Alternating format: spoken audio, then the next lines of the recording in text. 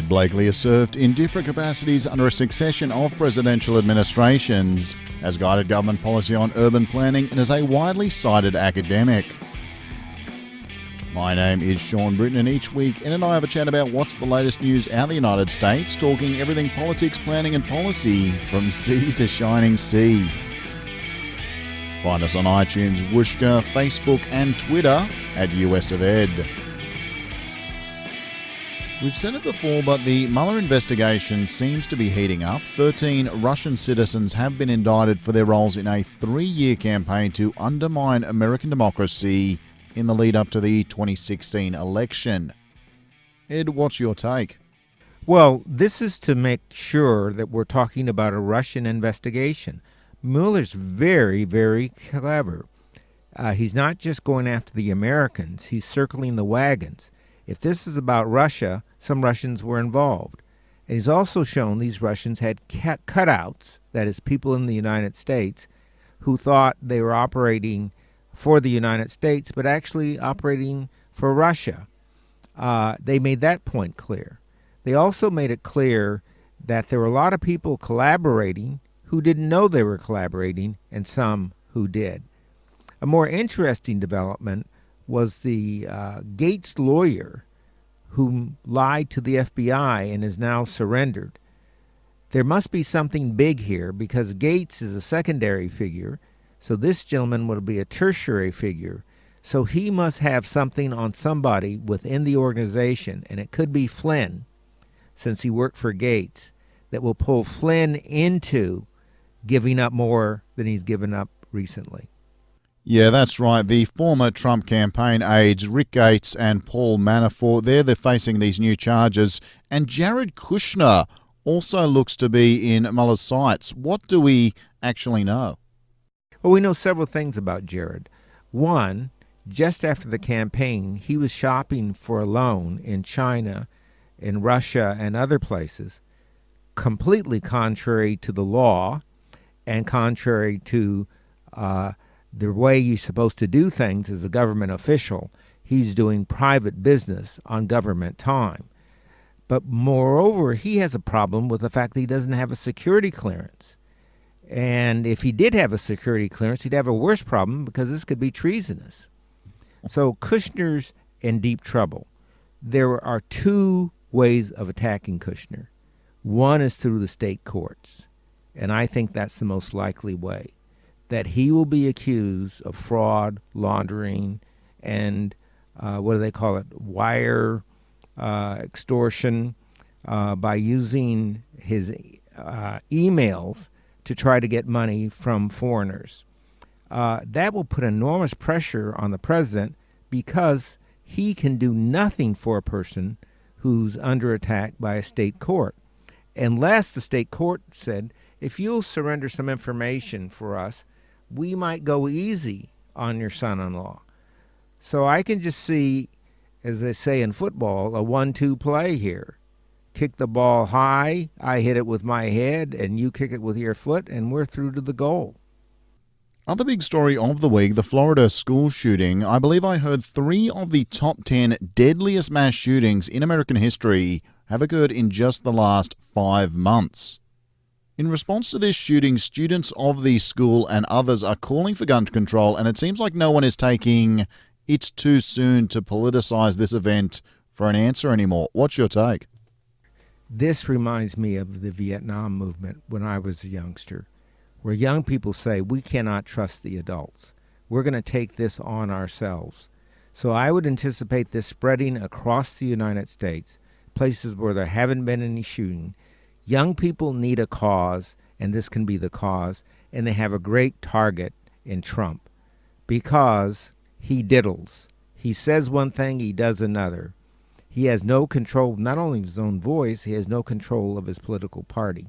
So I would suspect if the Republicans don't make some very, very swift moves, the Democrats, but not just the Democrats, all the progressive thinkers will be moving forward. It's not an accident that we have a number of Republicans now looking for a safe haven in a new Republican Party. Uh, and the first one out of the box is in Utah in the Senate campaign, where the former Obama opponent from Massachusetts is running for the Senate. And he's certainly not running as a Republican. So we have a situation where Republicans will be running, but they won't be running as old-time Republicans.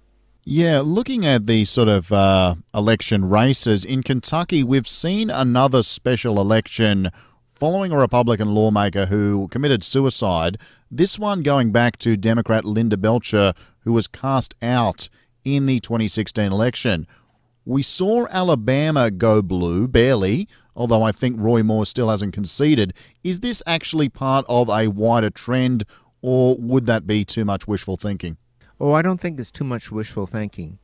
Romney, and I didn't use his name a few minutes ago, is the forerunner of some people who are going to try to battle in the Republican Party against the ultra-right. And then we have the ultra-right losing ground in the suburbs with women and with blacks in the cities and now with young people. So I think the Republican Party can't really say, other than the tax measure, they've done anything for the American people. And they've done even less with respect to things like removing Obamacare and the like. The lower income American is going to say, we made a mistake. Now the question is, will they go to the polls having admitted they made that mistake? That'll require a lot of energy and a different kind of Democratic campaign, one that will be far more localized than it will be national, but with some national underpinnings.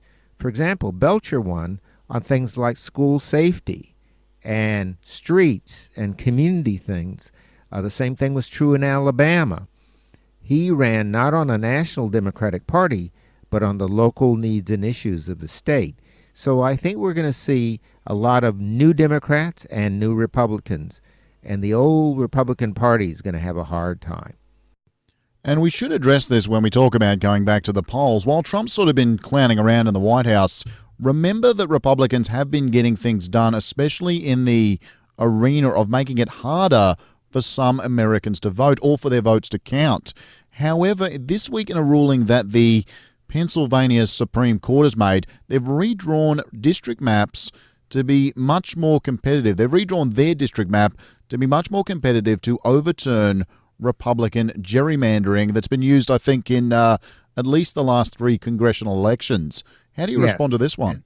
And that's happened in Texas and happened in South Carolina.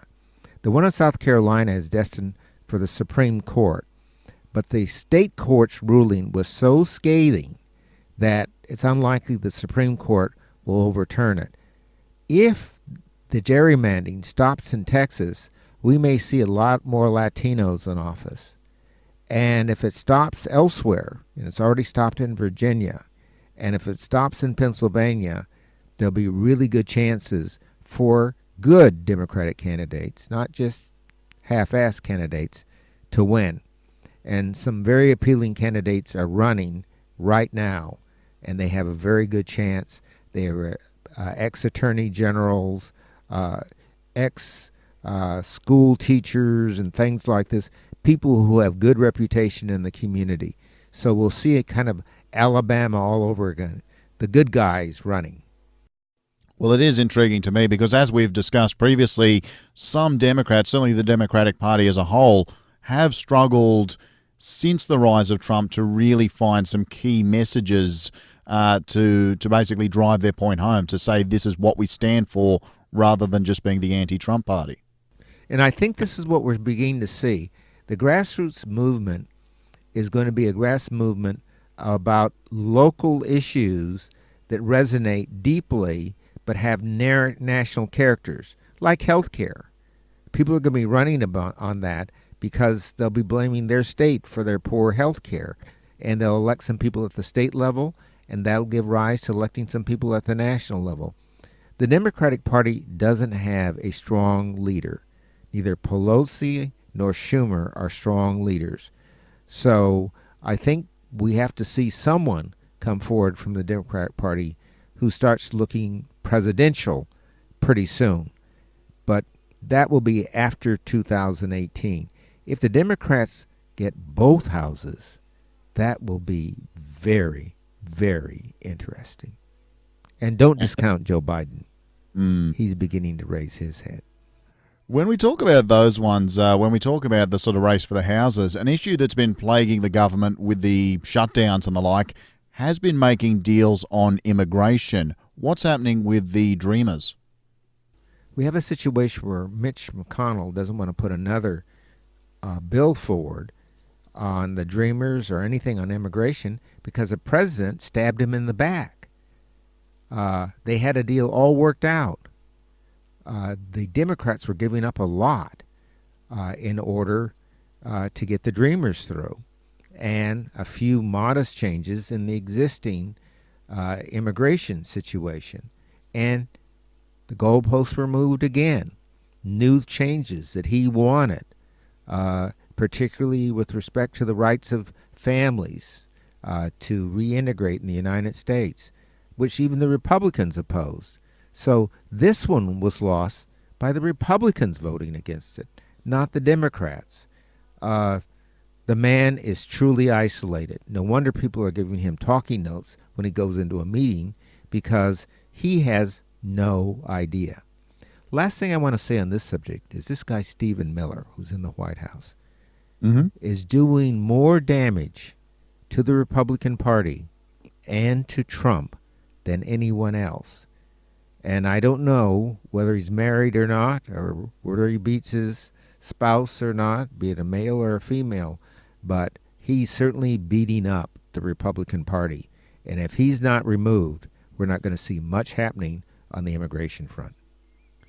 And just as a final point, Ed, Billy Graham, the famous evangelist known as the Rev, spiritual advisor to several presidents, has died at the age of 99. Ed, did you actually have any run-ins with this guy when you were in the White House? No, I didn't, but I certainly saw him in his younger day, which wasn't that young, in a mass meeting. I forget what the stadium was, in Southern California, preaching. And I went there because I was taking a subject and religions, comparative religions, to see what kind of religion he represented. And the kind of religion he represented, what I guess you would call evangelical straightforwardness. That's why everyone gravitated to him, because he was a very straightforward person.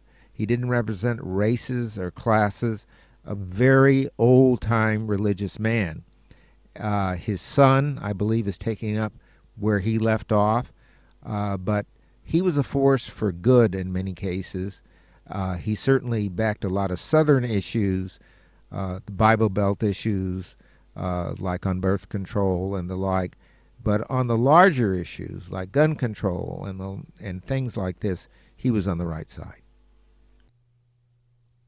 Ed and I will be back next week to talk the latest in American news and politics. Subscribe on iTunes and Whooshka to stay up to date, and show us some love on Facebook and Twitter at US of Ed.